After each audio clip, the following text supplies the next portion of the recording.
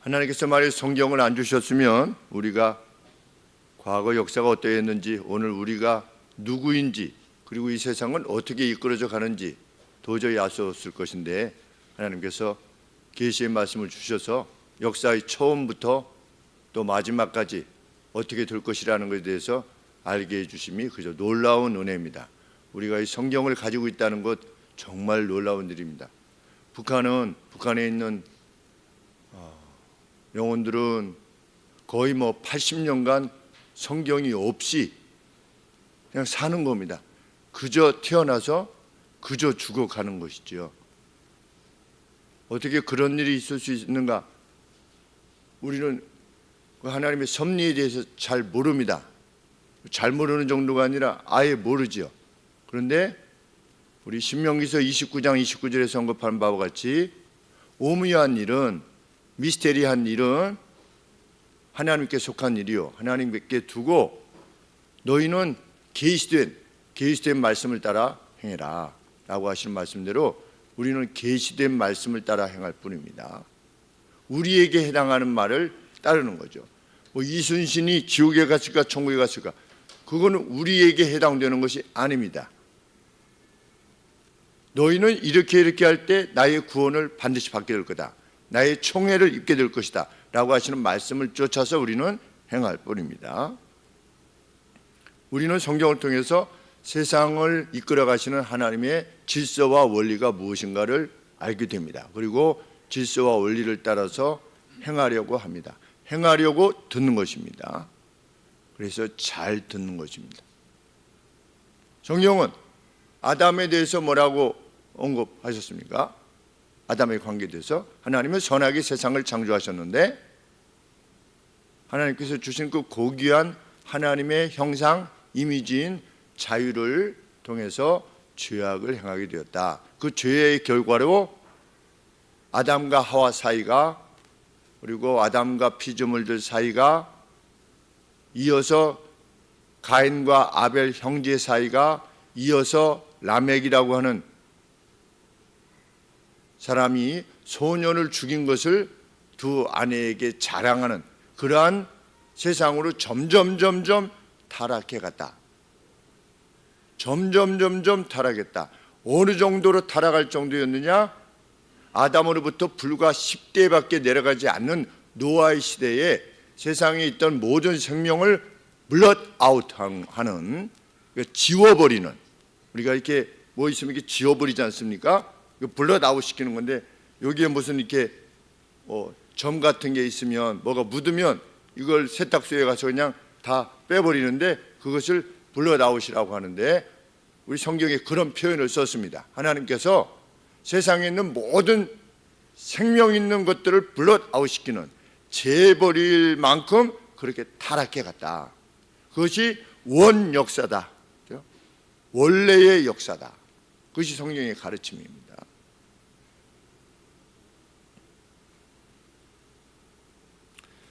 이 타락이라는 게 뭐냐? 타락의 어원이 뭐냐? 파멸로 가다입니다. 타락, 우리가 타락했다라고 하는 것은 그 타락이라고 하는 단어의 원래 어원이 뜻이 뭐냐? 파멸로 갔다. Go to ruin. 파멸로 가는 것입니다. 그러니까 타락이란 파멸로 가는 것이다. 왜? 하나님이 주신 우주의 질서를 넘어서 가는 것이기 때문에 결국은 질서를 넘어가면 어떻게 됩니까? 고장이 납니다. 그래서 파멸로 가는 것입니다. 결국은 죽음에 이르게 되는 것입니다. 결국은 멸망에 이르게 되고, 결국은 재난에 이르게 되고, 하나님의 말씀을 떠나면 우리가 살아가는 현재적 삶에 있어서도 하나님의 말씀을 떠나면 자신에게 괴로움이 오는 겁니다. 그런데 괴로움이 오는데도 불구하고 그것을 불사하고 하나님을 거부하려고 하는 겁니다. 사람들이, 그 사람이 죄인입니다. 그래서 어느 시기에, 노아의 시기에 모든 생명이 파멸에 이르도록 인류는 타락해 갔다. 지금은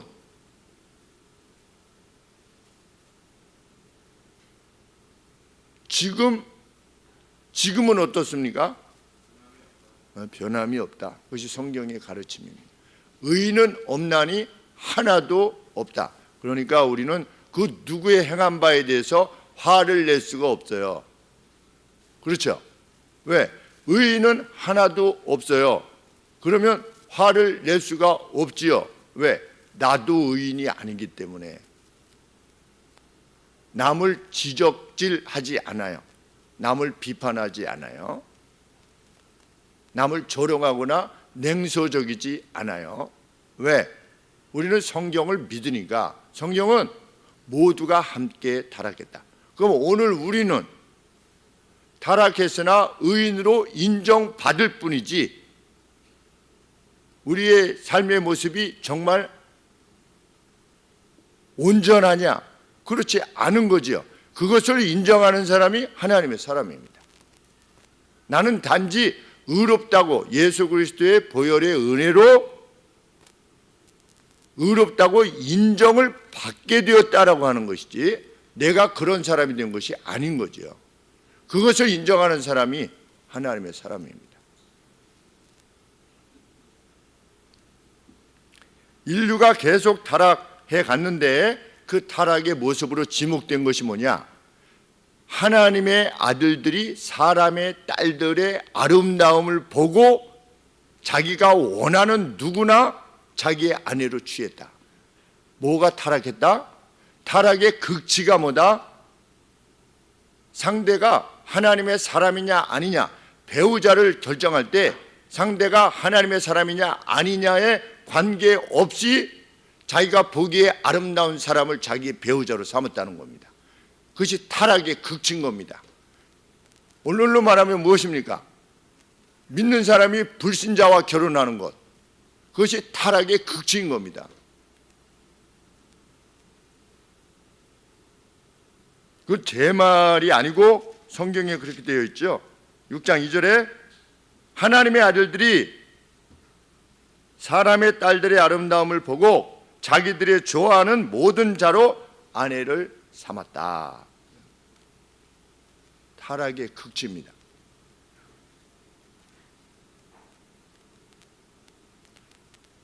요즘은 결혼할 때 줄이 없는 결혼, 이 점점 유행하고 있지요. 젊은이들이 둘이 나와가지고 자기들이 이렇게 손잡고 나아가면서 뭐 노래도 하고 춤도 추고 뭐 결혼식이 무슨 거룩한 하나됨이 아니고 그저 즐기다가 마니까 또 헤어질 때도 그냥 즐기다가 즐김이 되지 않으면 그냥 헤어지는 겁니다. 그런데 결혼 성혼 선언을 누가 합니까? 그런 데서 이 부부가 하나 되었음을 선언합니다. 누가 하지요? 사회자가 합니다. 사회자가 누굽니까? 친구입니다. 친구가 무슨 성혼 선언을 합니까? 그래서 몇 번 우리 동기 목사님들 자제분 결혼식에 이렇게 갔는데 예배가 아니에요. 그래서 목사님이 너무나 힘들어하는 거예요. 자기가 목사인데 자기 자제가 아들이 딸이 예배로 결혼 예배로 하는 것이 아니고 그냥 일반처럼 하는데 거기다가 주례도 없어요. 그냥 자기 아들하고 그 며느리 될 사람하고 나와서 이렇게 하는 겁니다. 그러니까 얼굴이 아주 초죽음인 것이 한 3분의 1 정도는 그렇게 행하는 것을 봅니다. 그것이 뭐냐? 그것이 타락이다. 결혼을 하나님이 짝지어 주셨다라고 하는 인식을 상실한 결혼, 그것이 아주 타락의 극치라는 겁니다. 배우자를 결정함에 있어서도 하나님이 인식되어지지 않는다. 그것만큼 타락이 없는 겁니다. 그래서 그렇게 하나님을 인식하지 않은 인간들이 나아갔던 그 방향은 뭐냐? 하나님께서 세상을 멸망시키신 이유가 무엇이지요? 11절에 보시면 6장 11절에 그때 온 땅이 하나님 앞에 타락하여서 강포가 폭력이 땅에 충만하였다. 폭력이 땅에 충만한 겁니다. 하나님을 인식하지 않는 세계가 그 누가 자기를 막을 게 없어요. 푸틴이 러시아 정교회의 교인이죠. 러시아 정교회의 교인입니다. 그런데 저렇게 사람을 수십만 명 죽이려고 전쟁을 일으키는 겁니다. 그 안에 하나님이 있는 겁니까? 없는 겁니까? 하나님이 없는 겁니다.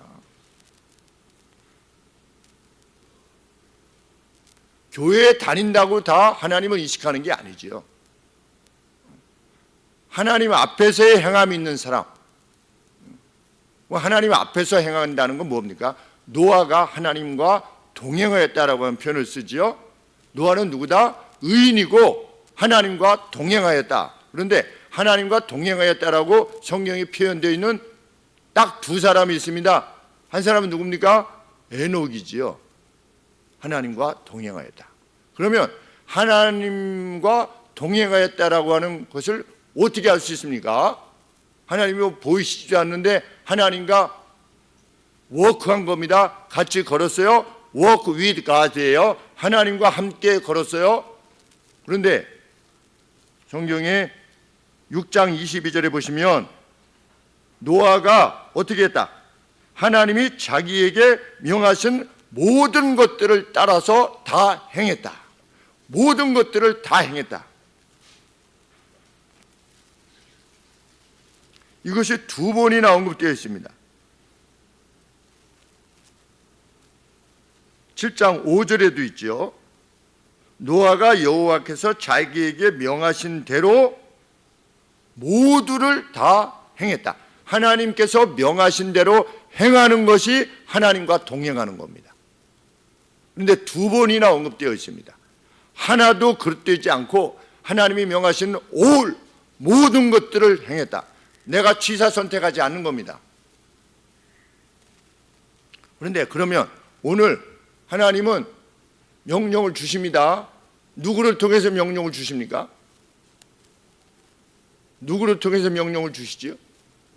목사를 통해서 명령을 주시는 것입니다. 하나님의 명령을 주십니다. 그럼 목사가 교회 전체 형편을, 성도들의 영적인 형편을 살펴서 어떻게 합니까? 권하지요. 이렇게 하심이 합당합니다. 성경 말씀에 비춰봐서 지금 이러이러한 상황에서는 이렇게 하심이 합당합니다. 그러면 성도님들이 하나님과 동행하려면 어떻게 하는 겁니까? 하나님과 하나님의 말씀, 목사를 통해서 주시는 그 권원들, 이것을 따라서 행하는 거죠. 그때 무엇이 주어진다? 세상 모두가 멸망되는 그런 가운데서도 생명이 주어진다. 이 성경의 가르침입니다. 그러면 목사의 말이기 때문에 따르는 겁니까? 아니죠. 목사가 하나님의 말씀을 살펴서 이러이러합니다. 원리들을 이러이러합니다. 라고 이렇게 설명하고 그러니 이러이러함이 합당합니다. 라고 했을 때 따르게 되는 것. 그것이 목사의 권위인 거죠. 목사의 말이기 때문에 따르는 것이 아니라 마치 노아가 하나님의 말씀을 온전히 따랐듯이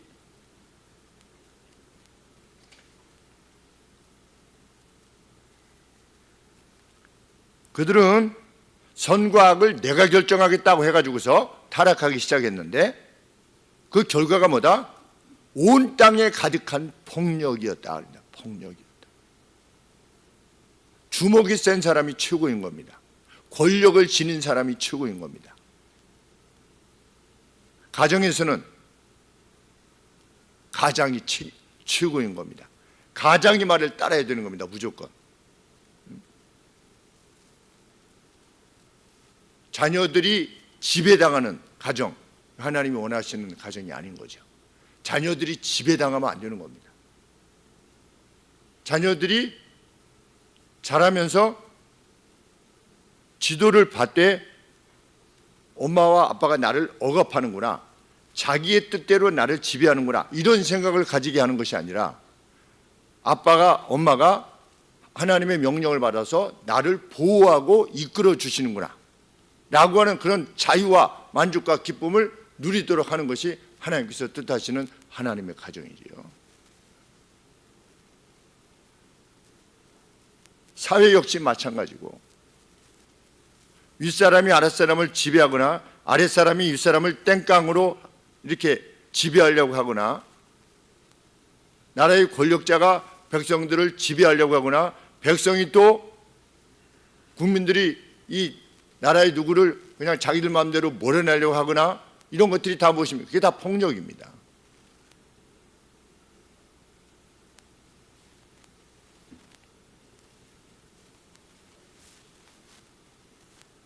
타락한 사회는 다른 사람을 자신의 뜻에 절대 복종시키려고 합니다. 그것이 타락이라고 하는 것을 결코 잊지 말아야 됩니다. 다른 사람을 복종시키려고 하는 것, 그게 타락입니다. 다른 사람을 내 뜻 안에 두려고 하는, 내일 임시노예가 열립니다.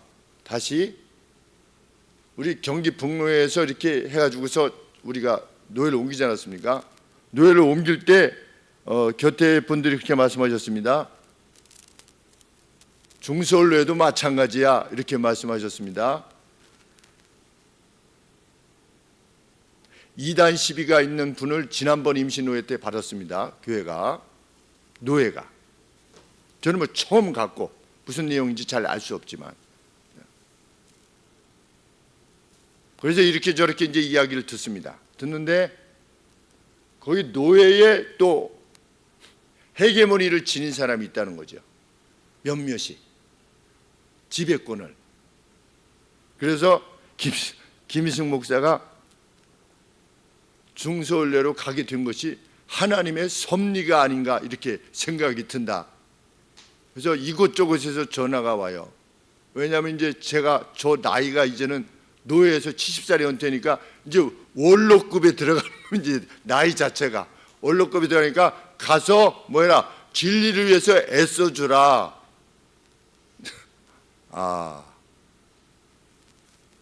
그래서 정 부담이 되시면 목사님 나서지 않으셔도 됩니다. 이렇게. 제가 뭐 부담되고 안 되고 그럴 사람이 아니지 않습니까? 진리의 문제에 있어서. 그런데 가서 이렇게 얘기하려고 합니다. 저는 매파가 아니라 비둘기파입니다. 김 목사는 여러분들 생각하시기에 매파입니까? 비둘기파입니까?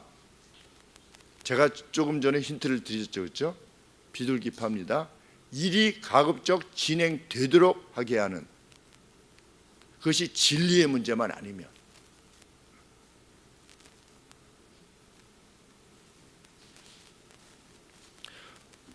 그 노예가 되든 가정이 되든 교회가 되든, 제가 가령 예를 들어서 김 목사가 여러분들을 지배하려고 하면 그게 뭡니까? 그게 타락입니다.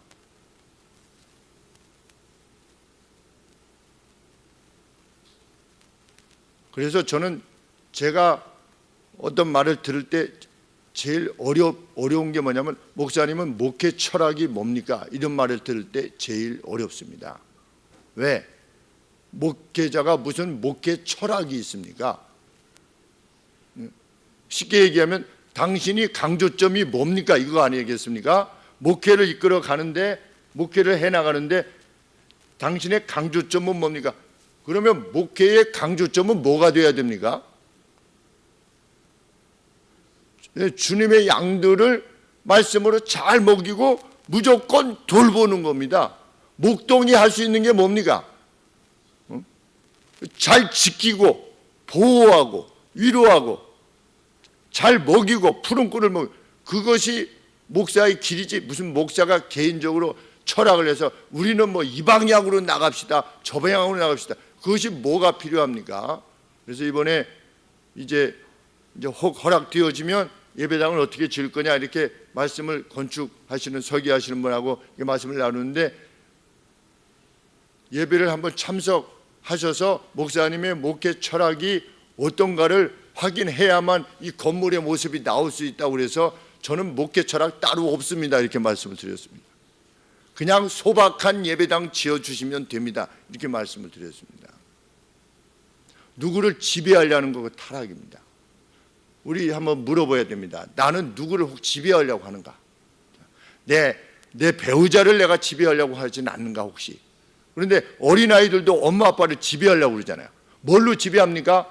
헌율이 엄마 아빠는 뭘로 엄마 아빠를 지배하려고 그럴까? 어린아이들은.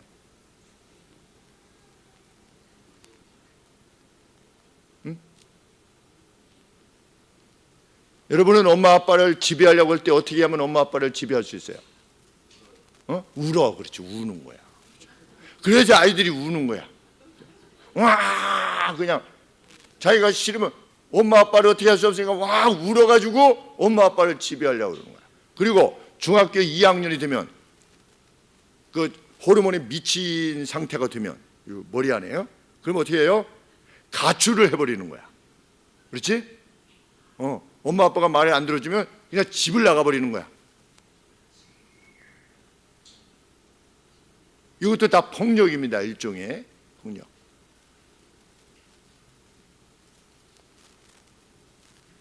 숙청이라는 말 들었죠? 그게 다 폭력이에요. 그 누구를 자꾸만 감옥에 가두려고 하는 거, 그리고 내 뜻대로 이뤄가려고 하는 거, 그 폭력입니다. 그런데 노아 시대 때 그 폭력이 온 세상에 넘쳤다는 겁니다.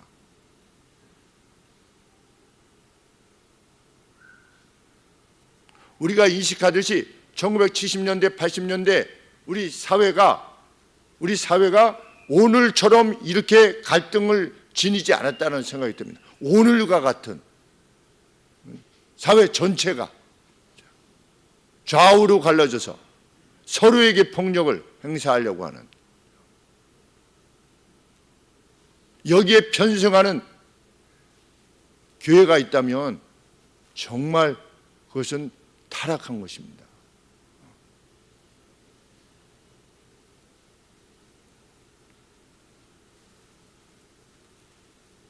하나님께서 사람에 대해서 정의하시기를 뭐라고 정의하셨습니까? 5절 말씀에 사람의 죄악이 세상의 관영함과 그 마음의 생각의 모든 계획이 항상 악할 뿌림을 보시고, 항상 악해. 땅 위에 사람 지으셨음을 한탄하실 정도로, 마음에 근심하실 정도로, 우리는 노아의 홍수 이러면 다 죽여버리시는구나 이렇게 생각하기보다 하나님의 슬픔을 생각해야 됩니다. 하나님의 슬픔을. 내가 자녀를 낳았어요. 근데 자녀가 사람을 죽이는 자녀야. 그럼 내가 결국 뭐예요? 살인자를 낳은 거잖아요. 그러면 그 살인자인 자녀를 낳은 그 부모의 심정이 어떻겠나 이런 생각이 듭니다. 그 살인자 됐던 사람도 태어날 때는 얼마나 가정으로부터 참 축복을 받고 얼마나 사랑스럽게 기르려고 애를 썼겠습니까, 이 부모가. 그런데 그 자기의 자녀가 누굴 죽이는 이런 사람이 됐을 때 그 부모의 심정이 오죽하겠는가. 그런데 하나님의 심정이 그랬다는 겁니다. 하나님이 한탄하시고 근심하셨다. 하나님이 사람에 대해서 관심이 별로 없으시면, 애정이 없으시면 근심하실 이유도 없고 한탄하실 이유도 없습니다. 왜? 내 자녀가 아니니까. 그런데 사랑하시기 때문에 근심하고 한탄하시는 겁니다.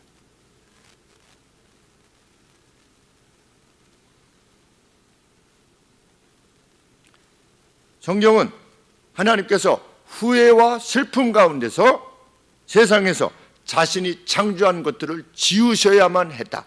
하나님의 슬픔을 지금 밝히고 있는 겁니다. 하나님의 슬픔. 박윤선 목사님이 계셨습니다. 제가 나온 합동신학대학원 총장님을 하시고 주석을 쓰신 목사님께서 신학대학원에서 컨닝 사건이 발생했습니다. 어떤 이제 시험을 보는데 준비를 못했나 보죠. 그러니까 컨닝 페이퍼를 가지고 들어와서 하다가 이렇게 걸리지 않았습니다. 언닝 페이퍼를 가지고 와서 시험을 다 보고 났는데 걸리질 않았어요. 그랬는데 그 전도사님이 그때 당시에 전도사님이 나중에 양심의 가책을 이기지 못해서 박윤선 목사님에게 와가지고서 교수님 제가 이렇게 해서 이걸 보고 했습니다. 이렇게 말을 했어요. 그래서 박윤선 목사님이 눈물을 흘리시면서 자퇴하라고 하셨어요. 왜? 이런 문제에 있어서 자기를 지키기 어려우면 나중에 목회의 길을 감에 있어서 훨씬 더 어렵고 힘든 일들이 닥친다. 근데 거기서 흔들리면 전도사님도 그렇고 성도님들도 다 상하게 된다. 그러니 그냥 성도로서의 길을 가십시오 라고 하면서 눈물을 흘리면서 노 교수님이 호소하셨어요. 그래서 그 전도사님이 결국 합동신학대학원을 자퇴하셨어요. 그런 일이 있었어요. 박은선 목사님께서 그렇게 말씀하실 때 그 마음이 어떠셨겠습니까? 그 사랑해서 하는 거예요. 하나님께서 세상을 지으실 때 어쩔 수 없이 하나님의 공의 때문에 하나님이 어느 정도까지 기다리신 겁니까? 인간이 아닌 겁니다. 인간이 아닐 때까지 기다리신 겁니다. 회개하기를 기다리신 겁니다. 그런 표현이 어디 있습니까? 3절 말씀에 6장 3절에 나의 영이 my spirit이 이게 my spirit이고 성경에서 my spirit은 성령입니다. 주로 성령 하나님이 사람과 영원히 함께 하지는 않을 거다. 할 수가 없다. 내가 앞으로는 영원히 함께 하지 않을 거야. 이런 뜻이 아니고 하나님께서 기다리시는데 3, 4대까지 지켜보신다고 하지 않았습니까? 그 죄인의 그 죄를 그 자손의 3, 4대까지 혹시나 이렇게 회복할까 이렇게 했는데 그렇게 하나님이 기다리셨는데 이제 더 이상은 기다릴 수가 없다는 겁니다. 왜? 이는 for 그렇습니다. 왜냐하면 그들이 육체가 됨이라. 그냥 살이 된 거예요. 살이. 자, 2장 7절에 보시면 여호와 하나님이 흙으로 사람을 지으시고 생기가 그의 코에 브레스 하셨대요. 브레스 오브 라이프, 생명의 기식, 생명의 숨을 불어넣어 주셨어요. 그래서 그가 뭐가 됐습니까? 사람이 뭐가 됐대요? 생명이 됐대요. 생명이. 사람은 뭡니까? 생명이에요. 생명은 뭐냐면 리빙, 살아있는 소울인 거예요. 살아있는 영인 거예요.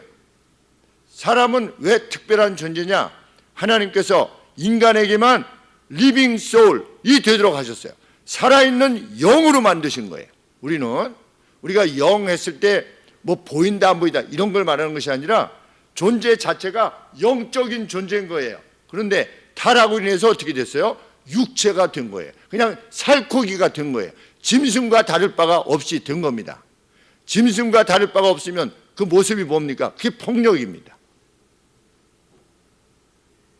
더 이상 참으실 수 없을 정도로 폭력의 사람이 된 겁니다. 폭력을 행하는 사람은 뭡니까? 짐승인 겁니다. 생명이 아닌 겁니다. 그러니까 사람이 아니문이다. 그죠? 전에 그런 말 있죠. 사람이 아니문이다 그랬는데 사람이 아닌 거예요. 하나님 보시기에. 우리가 남을 압박하려고 할 때 지금 되어지는 일들을 보면 다 압박하려고 하는 거 아니겠습니까? 압박하려고. 상대를 압박하려고. 이 사회의 모습이 정말 악한 것입니다. 하나님이 언제까지 두실지 모릅니다. 지켜보실지. 그러다가 회개할 기회도 없이 그냥 불러가시는 겁니다. 그것이야말로 저주입니다. 막판까지 그냥 내 마음대로 가는 겁니다. 그런데 회개할 기회도 없이 죽는 겁니다. 잘 누리다가 죽는 거죠. 높임 받다가 죽는 겁니다.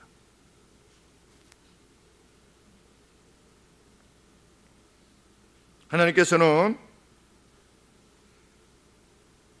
그 타락의 시대에도 누가 있었다? 여호와 보시기에 총애를 입는 한 사람이 있었다. 누구다? 노아다. 6장 5절에 6장 9절에 8절에 그러나 노아는 여호와께 총애를 입었더라. 이것이 노아의 세대들에 대한 기록이다. 9절에 노아의 세대들에 대한 기록인데 노아는 의인이요 당세의 완전한 자. 성경에 완전하다는 표현이 거의 없습니다. 그런데 노아가 완전했던 사람입니다. 어느 정도 완전했느냐? 에스겔서에 보면 의인 셋이 등장합니다. 노아가 등장합니다. 그 다음에 다니엘이 등장합니다. 그 다음에 욥이 등장합니다. 하나님께서 인간 세상에서 의인으로 지목하신 대표적 의인이 누구냐? 노아, 다니엘, 누구요? 욥. 이 세 사람. 그러면 이 분들이 어떻게 완전했느냐? 욥기 31장 보시면 압니다. 거기 다 나옵니다. 하나님 앞에서 완전하다는 것이 뭘 의미하느냐?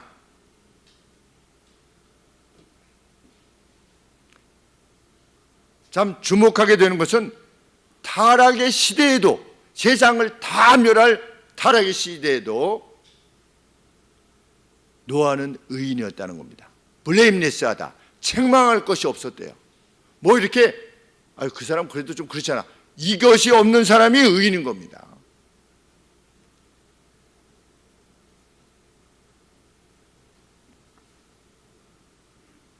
하나님께서는 그 의인 노아에게 세상의 멸망을 알리셨고 언약을 맺으셨습니다. 어디서 언약을 맺으셨습니까?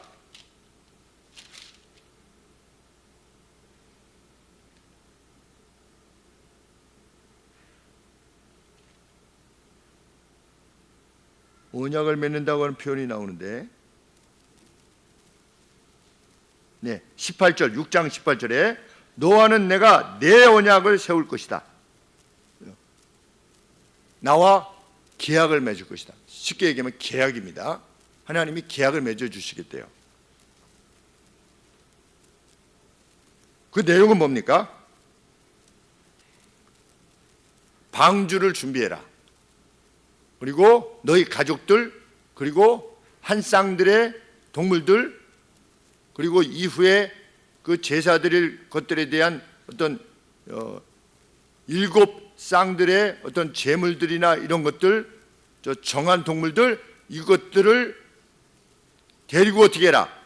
방주 안으로 들어가라. 그러면 너가 어떻게 될 거다? 너희가 살 것이다. 계약이라고 하는 건 뭡니까? 이렇게 하면 이렇게 주마, 이거죠. 방주를 만들어라. 방주가 길이가 몇 미터입니까? 노아의 방주의 길이가 몇 미터일까요? 우리 성경이 뭐라고 되어 있습니까? 몇 규빗이다? 10 몇 절이죠? 15절. 장이 300규빗. 그러면 길이가 뭡니까? 135m 정도 됩니다. 길이가 준 항공모함이에요. 몇 년 걸렸을까요? 네? 그거 만드는데 120년. 네? 여기 6장 3절에 보시면 여호와께서 가라사대 나의 영이 영원히 사람과 함께 하지 않을 건데 이는 그들이 육체가 됩니다. 그러나 그들의 날은 120년이 되리라. 그러니까 하나님께서 노아에게 방주를 만들라고 하시고 그 기다리신 날이, 회개를 기다리신 횟수가 몇 년이에요? 120년이에요. 120년 동안이나 기다린 겁니다. 선언을 하시고. 그러면 135m짜리 배를 만드는데 그 노아 가정이 산 위에다 만들었지 않았겠습니까? 만드는데 그걸 다 지켜봤겠죠. 누가? 그 사람들이 다 지켜보면서 저 뭐하는 미친 짓을 하는 거야. 아직 성경에 보면 홍수에 대한 언급이 없거든요. 이 앞쪽에 한 번도. 그러니까 홍수가 뭔지도 모를 수가 있습니다. 지금도 우리가 생각할 때 물로 세상이 멸망될 거다라고 하면 믿어지십니까? 지금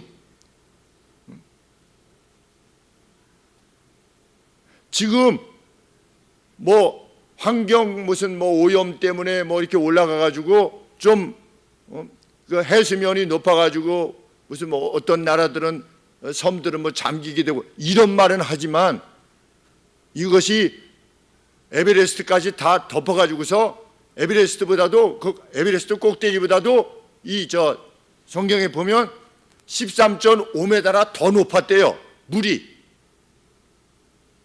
그 우리가 믿어집니까? 지금 만약에 그런 사태가 올 것이라고 말할 때 믿을 수가 없죠. 그런데 오죽 했겠습니까? 노아 시대에. 물로 세상을 멸한다고 하는 것이. 그리고 배를 만들고 있는 거예요. 가령 예를 들어서 몇 년 동안 만들었는지 모르겠지만 120년 동안 하나님이 기다리시는 동안에 노아가 만든 거죠. 그 순종을 전제로 내가 생명을 내가 구해줄 거다. 이렇게 하나님이 말씀하신 겁니다. 이게 약속이지요. 생명은 순종을 전제로 얻어지는 겁니다. 오늘도 마찬가지입니다. 우리가 생명을 얻으려면 이 땅에서의 기쁨을 원한다면 하나님의 말씀에 대한 순종을 전제로 가는 거죠. 그런데 그 순종은 어떤 순종이다? 모두를 행하였다. 하나님 말씀에 따라. 취사 선택을 내가 하는 게 아니고 하나님 말씀대로 행하는 겁니다. 그럴 때 생명이 주어진다. 제가 누누이 말씀드리지만 성경에서 말하는 생명은 그냥 단순히 라이프가 아니라 이게 뭡니까? 조이인 겁니다. 조이, 즐거움, 기쁨, 만족, 이것을 성경이 생명이라고 말하고 있는 겁니다. 우리가 이 땅을 살 때도 우리의 삶을 즐겨야 되지 않겠습니까? 항상 기뻐하고 즐거워하는 삶을 누려야 되지 않겠습니까? 누구에게 그런 삶이 주어집니까? 하나님의 말씀을 따른 사람들에게 주어지겠다는 겁니다. 삶의 형편이 어떠하든지 간에 빼앗기지 않은 평안을 내가 너희들에게 허락해 주겠다. 언제? 내 말을 듣고 행할 때. 너희들이 나의 원리를 따라 행할 때.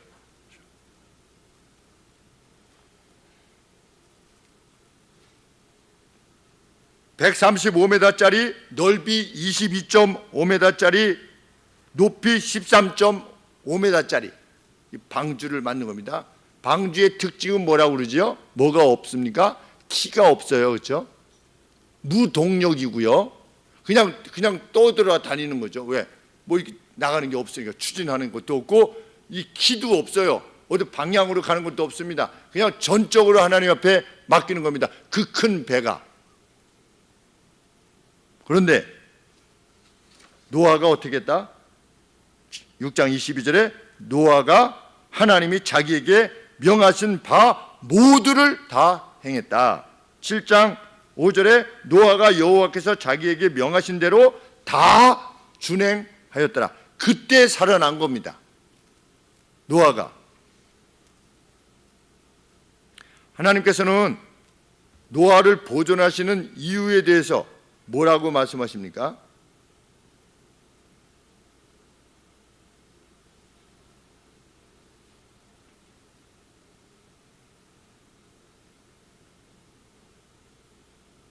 (7장 1절에) 여호와께서 노아에게 이르시되 너와 내 온 집은 방주로 들어가라. 왜? 내가 이 세대에 내 앞에서 의로움을 내가 보았기 때문이다. 왜냐하면 너 홀로 내가 이 시대에 내 앞에 의롭다고 보아왔기 때문입니다. 자기 시대를 넘어서 의로움을 추구한다는 것이 얼마나 어려운 일인지 알 수 없습니다. 나 외눈박이 세상에 가면 뭐가 돼야 됩니까? 외눈박이가 돼야 되잖아요. 근데 노아는 외눈박이가 되기를 거부했다는 겁니다. 이게 얼마나 어려운 일이 아니라 거의 불가능한 일이지요.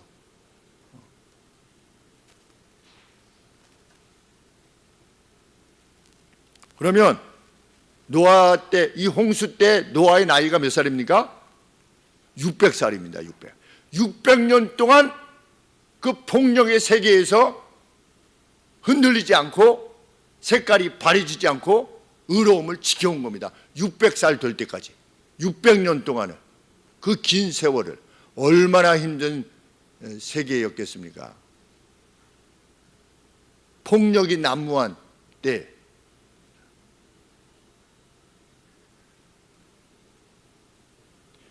이후에 하나님께서 40주야 동안 비와 땅들의 샘들이 터지게 하셔서 가장 높은 산들 위로 10여 미터 이렇게 높이로 물이 세상을 덮도록 해서 150일간을 넘쳤다. 150일이면 5달을 넘친 겁니다. 제 마음에 왜 5달까지 이렇게 가셨는가? 그리고 넘친 게 150일이고 점점 물이 감아져 가지고 내려온 게 또 150일이에요. 그러면 300일 동안, 그러면 처음에 방주로 들어가 나서 40일 동안 뭐 했습니까? 40일 동안 비가 이렇게 내렸습니다. 그러면 340일, 그렇죠? 그 다음에 비둘기 내보내고 까마귀 내보내고 가지고 이제 다시 돌아오고 또 며칠 치면 거의 1년을, 네, 1년 넘었습니다. 여기 보면 1년을 넘어서 넘는 동안 방주에 있었던 겁니다. 노아와 노아의 가족들 총 8명이 그리고 그 짐승들과 함께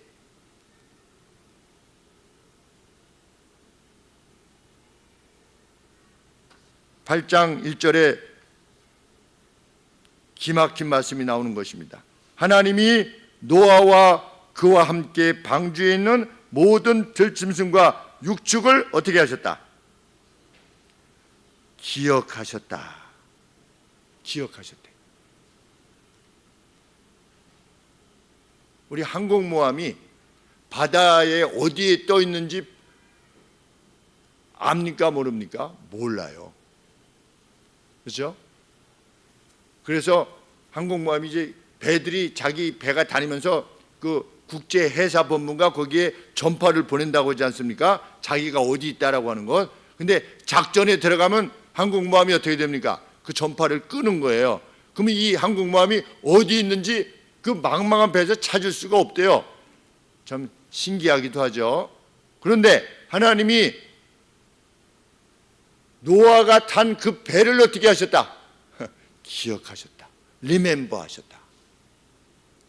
그것이 우리 하나님의 사람이 담대함을 지닐 수 있는 이유입니다. 하나님은 기억하시는 겁니다. 누구를?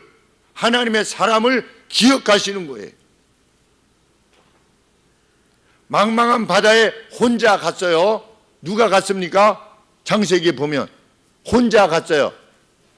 언어도 안 통하고 종자도 다른 곳에 혼자 갔어요. 누가 갔습니까? 누가 갔죠? 요셉이 어디로 갔습니까? 이집트로 팔려갔습니다.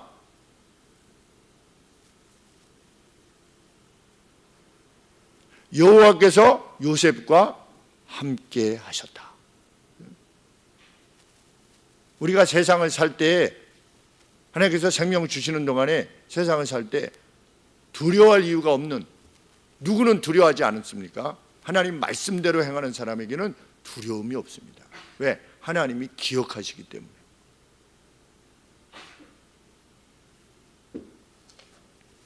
말씀대로 사는 사람을 하나님이 기억하시는 겁니다.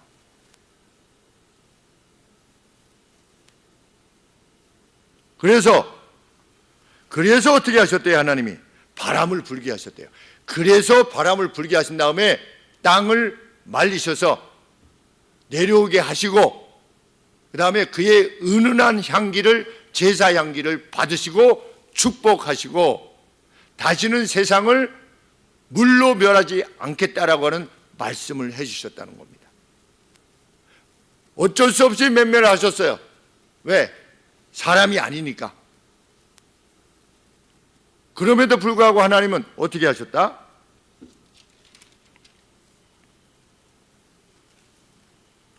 (20절) 8장 20절에 노아가 여호와를 위하여 단을 쌓고 모든 정결한 짐승 중에서와 모든 정결한 새 중에서 취하여 번제를 단에 드렸더니 여호와께서 그 향기를 흠양하시고 그 중심에 이르시되 내가 다시는 사람으로 인하여 땅을 저주하지 아니할 것인데 왜냐하면 왜 그렇대요? 이제는 애들이 정신을 차릴 것이기 때문에 이렇게 되어 있습니까? 아니죠. 사람의 마음에 계획하는 바가 어려서부터 악함이라. 이게 무슨 말씀입니까? 내가 다시는 물로 멸하지 않을 것이다. 왜냐하면 사람의 생각이 어려서부터 악하기 때문에 내가 다시는 세상을 물로 멸하지 아니할 거래요. 이게 무슨 뜻입니까? 이름이 한번 나중에 이제 국어 시험 볼 때 이런 게 나오면 자 8장 21절에 8장 21절에 하나님께서 땅을 저주하지 않을 거래. 다시는 물로 세상을 멸망시키지 않을 거래. 근데 그 이유가 뭐냐? 사람이 어렸을 때부터 생각하는 것이 항상 악하기 때문이래. 그럼 그 이유하고 이게 맞아요, 안 맞아요? 안 맞잖아. 그렇지? 그럼 맞으려면 어떤 차원에서 그게 맞는 겁니까?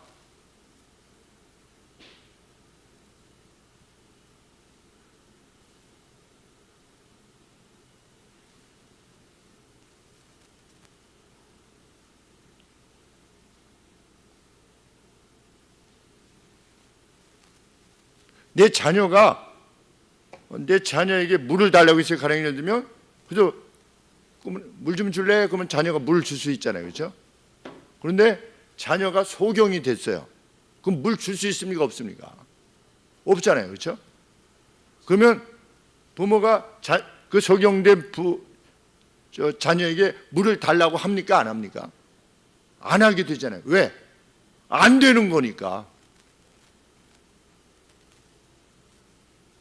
인간에 대한 성경의 정의는 어렸을 때부터 마음의 계획이 늘 악하다. 이것이 성경의 정의예요. 여러분 동의되십니까? 안 되십니까? 동의 안 되는 사람이 불신자인 겁니다. 그래서 하나님 앞에 나오지 않는 겁니다.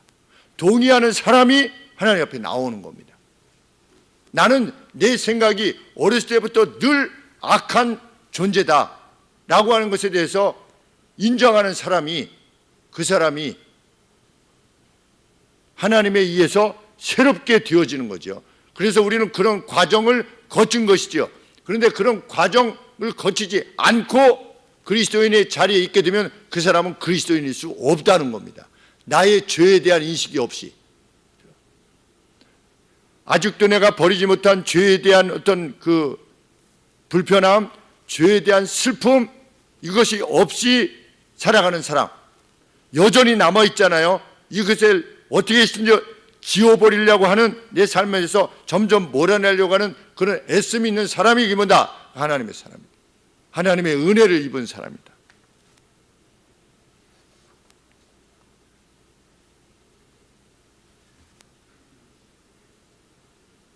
하나님께서는 노아 시대에 노아를 설교자로 삼으셨다고 베드로후서 2장 5절에 언급하고 있습니다. 노아가 그냥 배만 지은 게 아니에요.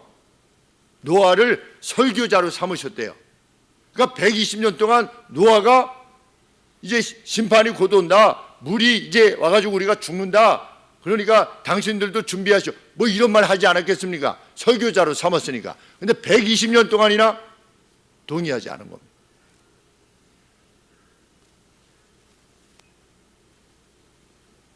하나님께서는 8장 22절에 땅이 있을 동안에는 심음과 거둠과 추위와 더위와 여름과 겨울과 낮과 밤이 쉬지 아니할 것이다. 이게 축복이죠. 왜? 기회를 주시는 겁니다.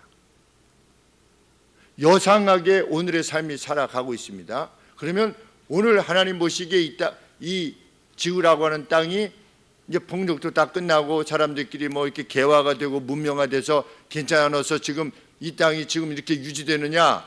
봄, 여름, 가을, 겨울이 이렇게 오고 이렇게 하느냐? 성경은 그렇게 말하는 것이 아니고 추위와 더위 이것이 계속 되어질 것인데 그 안에 있는 인간은 어떻다? 어렸을 때부터 생각하는 것이 항상 악할 뿐이다. 그래서 하나님의 방법으로 구원의 길을 주시는 겁니다. 그게 뭡니까? 인간의 죄를, 그들의 폭력에 의한 그런 죄들을 대신 감당할 하나님의 방법을 동원하여서 인간을 사랑하시는 그 원래의 목적, 그것을 계속해서 하나님은 이루어가시기를 원하셨고, 그 가운데 계속해서 생육하고 번성해서 그 사람들이 하나님 나라에, 완성될 하나님 나라에 들어가기를 원했던 겁니다. 그래서 이 창세기 1장부터 9장까지 하나님께서 계속 강조하시는 건 뭐냐? 멀티플라이 해라, 번성해라. 그것이 하나님께서 계속 강조하시는 바입니다. 인간 세계에 있어서. 오늘 아침이 뭡니까? 자녀를 많이 낳으라는 겁니다. 그것이 하나님이 원하시는 겁니다. 하나님은 무엇을 원하십니까? 완성될 하나님의 나라에 더 많은 영혼들이 함께하기를 원하시는 겁니다.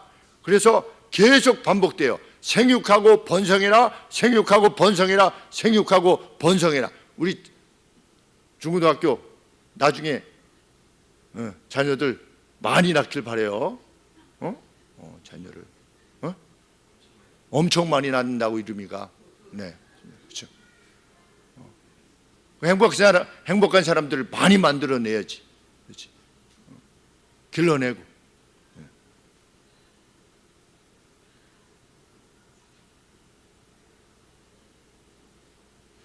하나님의 이 긴 기다리심,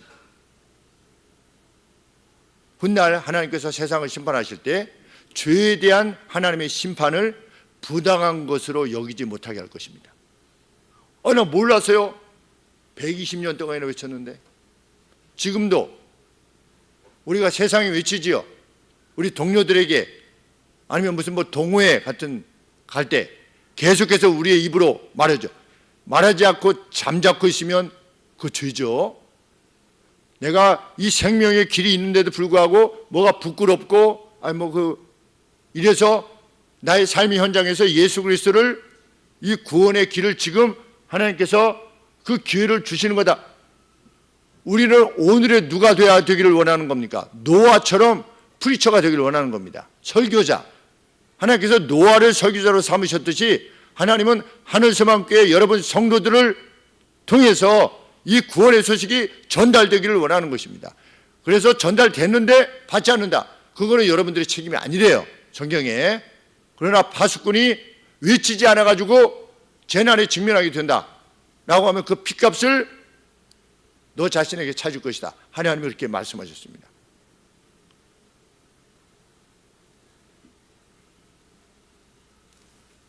홍수에 대한 경고를 받았을 때 하나님을 경외해가지고 자신의 가게를 구원하기 위해서 방주를 준비했던 노아가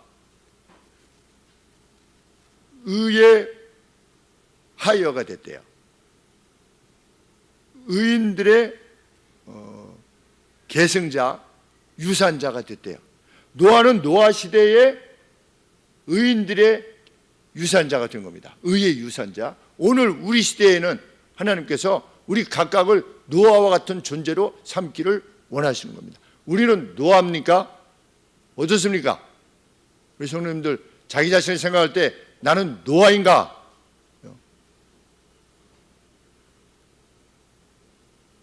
노아이고자 할 때 생명이 주어질 겁니다. 세상이 다 끝장나는 그러한 가운데서도 하나님은 우리를 기억하실 겁니다. 우리에게 생명을 주실 겁니다. 우리는 그러한 담대함으로, 소망으로 오늘을 사는 하늘 소망의 사람들입니다. 기도하겠습니다.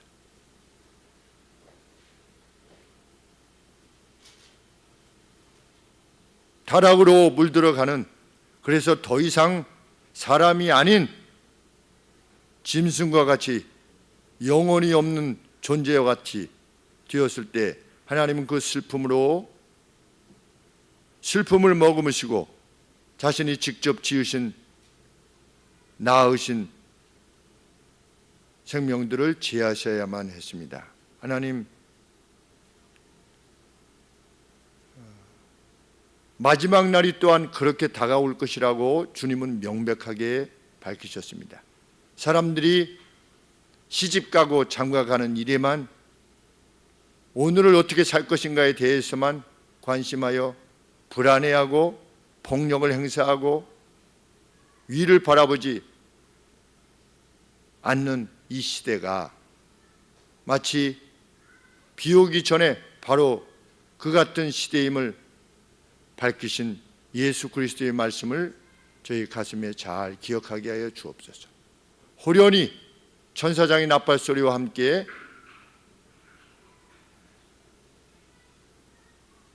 우리 주님의 도래가 올 것이라고 하는 성경의 말씀, 약속의 말씀, 저희 마음에 깊이 두게 하여 주시고, 하나님께서 우리에게 주신 성경 말씀을 통해 주신 하나님의 명령들, 하나님의 계약의 내용들을 깊이 살펴서 그 하나님께서 주신 모든 명령들을 다 준수하여 생명을 얻는 저희가 되게 하여 주시옵소서. 이미 그 같은 깨달음을 우리에게 주셨고, 예수 그리스도의 피로 과거의 우리의 모든 죄들을 다 제하여 주신 주님 감사합니다. 이제 구원받은 이로, 그 소망을 지닌 이로 구별되어 이 땅을 살게 하여 주시고, 그 구별됨이 가져오는 그 복됨을 누리며 그 담대함과 그 평안을 누리며 이 땅을 살 수 있도록 도우시옵소서. 예수 그리스도 이름으로 기도합니다. 아멘.